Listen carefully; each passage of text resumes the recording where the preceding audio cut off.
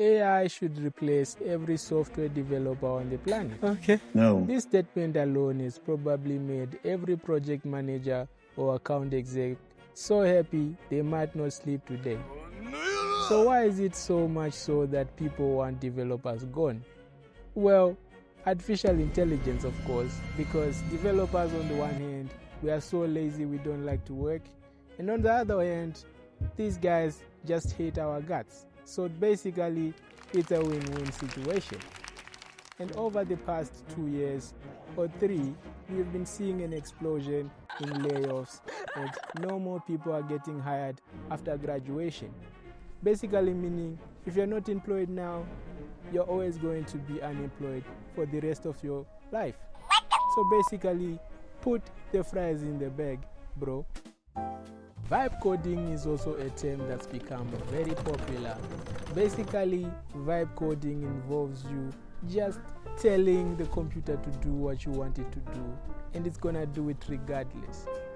But there's a lot of drawbacks in that you're always going to be vibe coding yourself out of a bug that basically the AI started itself.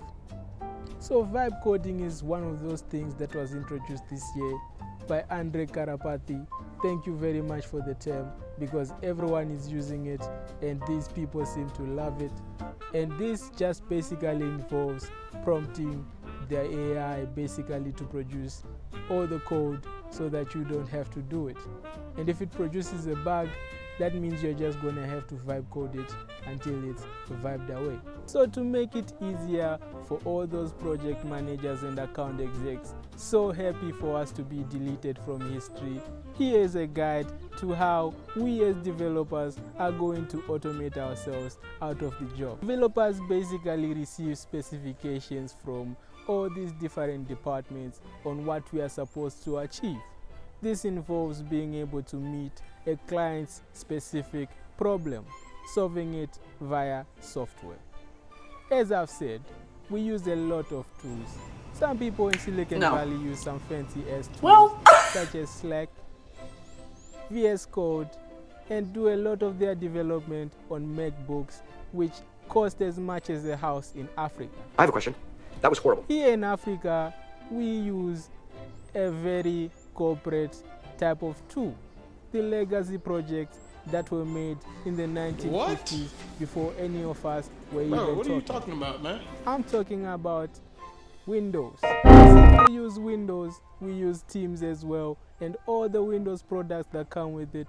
And if you see the blue screen of death, basically you must be doing something right in corporate. Damn! So these tools are the entry point of how we communicate with everyone in the team. Basically, that's our starting point.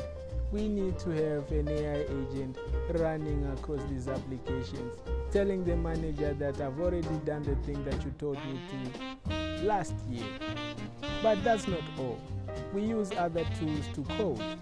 Basically, we use VS Code.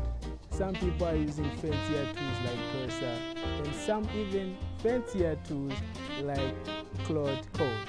So now that you have the architecture straight from the chatbot's mouth, basically you go on to the IDE, and then you tell it you want this software produced as quick as yesterday, and bam, you have yourself your entire project. And basically you don't need to test it because it's already working 100%. The AI already confirmed it. All you have to do is basically deploy it and you're good to go. Oh, you don't know how to deploy it. Oh. Well, that seems to be a pretty big problem. But no worries, just quickly Google it.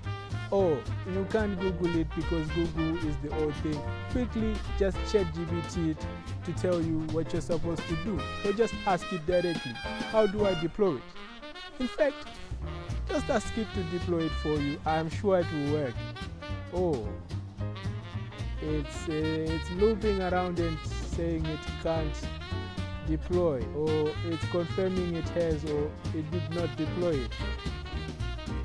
Well, you just keep on starting new chats and trying to convince it to do the job. Let's come back in an hour or so. 1 hour later. Now that your code has been deployed to GitHub after waiting for so long, now you have your code on GitHub and basically everything is done. The client now can receive the the client does not receive the code. You have to first compile it and send it to the client. Basically, let's wait another 2 hours for this to happen. Oh, brother, this guy stinks!